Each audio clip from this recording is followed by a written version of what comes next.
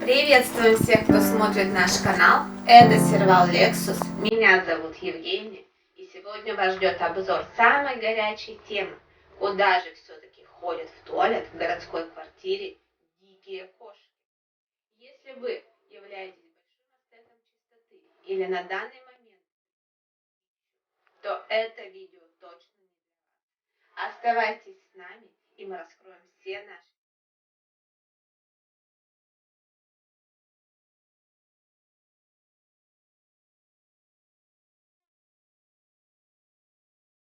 Сейчас мы с Лексиком будем рассказывать все наши секреты, потому что для нас тема туалета, она очень щепетильная.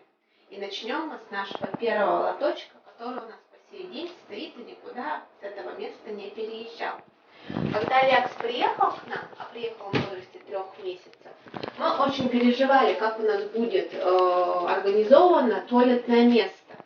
Мы подготовили очень большой лоток, не этот лоток, другой, и начали пробовать. По совету заводчика насыпали туда древесный наполнитель и вот в таком виде ему поставили. На самом деле он древесный наполнитель у нас изначально не пошел. Как пишут, что все дикие кошки именно любят выбирать древесный. На тот момент наша кошка ходила в силикогелевый наполнитель, и мы по сей день считаем его самым лучшим наполнителем, который хорошо держит запах. Так вот, на тот момент мы сразу стали Лекса подсаживать в этот лоточек именно на силикогелевый наполнитель, и, о чудо, он пошел. Какой-то период он еще ходил туда, но потом у нас начались пробелы, и мы понять не могли, что нам нравится, а что нам нет. И мы начали экспериментировать с самими лотками.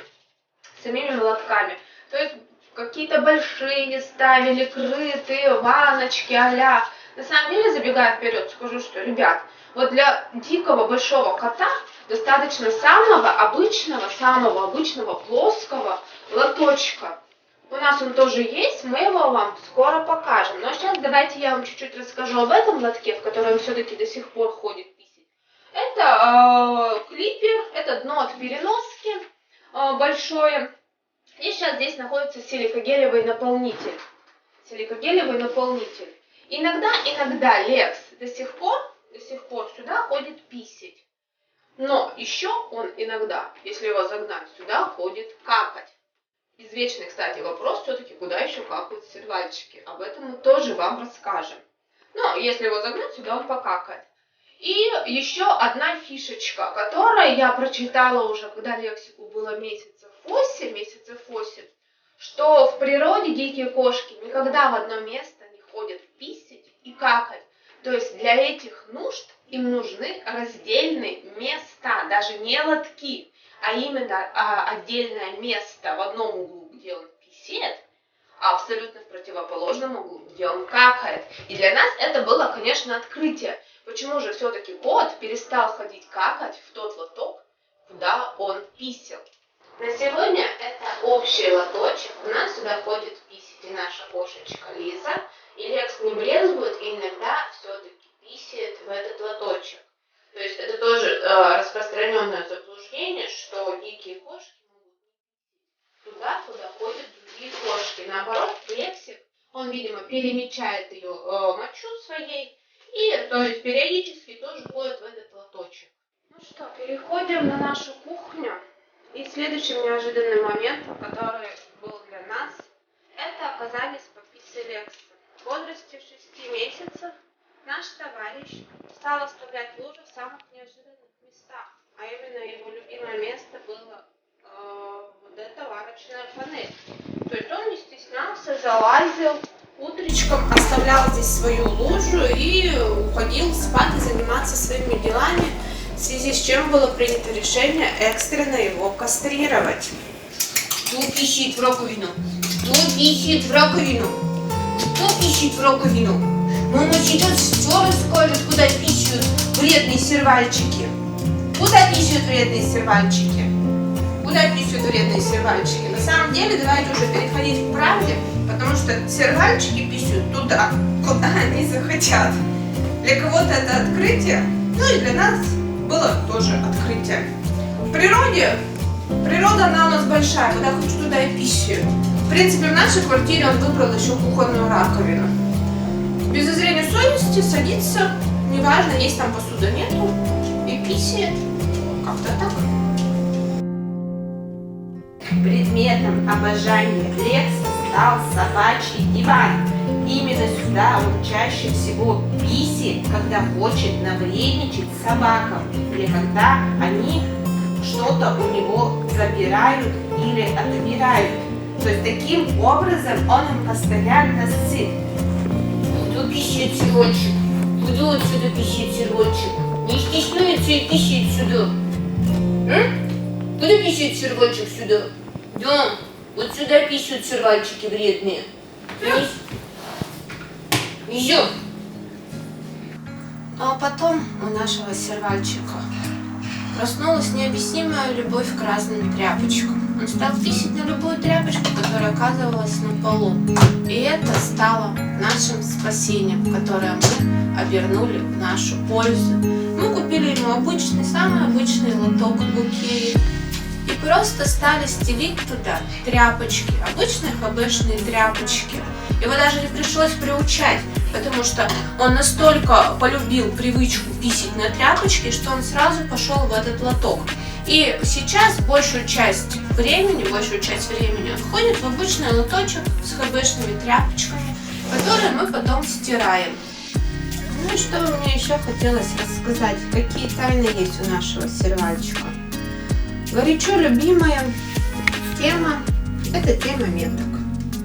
Большинство добросовестных заводчиков сразу предупреждают покупателей, что дикие животные даже после кастрации метят. Нас эта участь тоже не обошла, просто она у нас чуть-чуть оттянулась. Как таковые метки Лекс стал оставлять где-то в возрасте год и 3 месяцев. На самом деле у нас вообще с этим, я бы сказала, все хорошо. Все хорошо. Наш сервальчик очень благосклонно к нам относится, поэтому метит выборочно и только свою территорию. Вот мы сейчас находимся на его лоджии, это его территория. И, естественно, когда я его здесь закрываю, а наш сервальчик не любит быть закрытым, он оставляет здесь метки. И сейчас мы покажем его самые-самые любимые углы, которые он пометил. Пойдем, сервальчик, который он пометил. Вот, например, у нас есть вот такой вот любимый угол, который весь тут пописанный. И мама даже не моет эту меточку, чтобы наш сервальчик ее не переписывал. Пускай она так выветрилась и нормально. Мы с нашим сервальчиком двигаемся к конвектору. Да. Двигаемся. Давай покажем. Покажем, кто тут писит. Где писит наш сервальчик? Вот сюда писит наш сервальчик. Знаете, что он сейчас делает? Он злится, потому что наш сервальчик не любит, когда мама его ругает. И вообще с дикими кошками нужно быть поаккуратней. То есть как таковых их не ругают вообще. Вот, весь конвектор пометил. Он пахнет Лексюшей, ему это вполне нравится.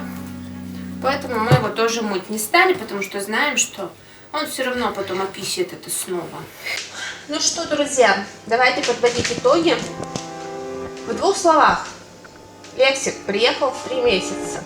Сразу определились с местом и с наполнителем. Это стал силикагель. И большой лоточек. Какой-то период ходил беспроблемно, но были пробелы. В 6 месяцев уже начал метить. Оперативно кастрировали. Ситуация нормализовалась. Месяцев с 8 появилась особенность писать на тряпочке. Оперативно поставили второй лоточек с тряпочкой. Тряпочки стираем. Стал любимый, но проблема вредничества у савалов не уходит. То есть, если он захочет навредничать, допустим, у нас была манипуляция какая-нибудь медицинская, он обязательно написит, он покажет, обозначит это лужей. И он обозначит лужей в самом неподходящем месте. То есть он не будет прятаться, шариться и писать там где-то в углах, где вы даже не заметите. Он демонстративно придет и написит вам на диван, на стул, на стол. И тем самым он покажет, что он недоволен. Да? Ну, символьчик. Ну и в завершение этого видео скажу. Если вы берете в дом дикое животное, то нужно его кастрировать как можно раньше. Вот вообще как можно раньше. Если вы не хотите, чтобы он сделал из вашего дома один большой туалет. Поверьте, разведение диких животных – это отдельная тема. И, конечно же, дикие животные, они всегда будут метить даже после кастрации. Нам с Лексом очень повезло, вот прям очень-очень. Есть миллиард других случаев, у кого намного хуже. У нас из-за того, что постоянный тотальный контроль, у нас эта ситуация просто как бы отработана до идеала. То есть у нас нет каких-то прям вот колоссальных пробелов, то есть все по расписанию дня. В целом, то есть сходил, пописал, проконтролированный, покакал и так далее. Каких-то больших меток нету, и запаха у нас как такового тоже нету. То есть ранняя кастрация, она сыграла нам в плюс еще в чем? Его моча, она не вонючая. Хотя многие владельцы диких животных отмечают, что именно у их питомцев моча очень сильно пахнет. Нет, вот нам в этом моменте тоже повезло. У Лекса абсолютно не вонючая моча. Даже если он писает где-то в раковине, нет никакого неприятного запаха. Ну что, я поделилась основными моментами нашей жизни. Если у вас остались вопросы по этой теме, вы можете задать в комментариях к этому видео. Ну а мы увидимся уже с вами в следующих видеообзорах.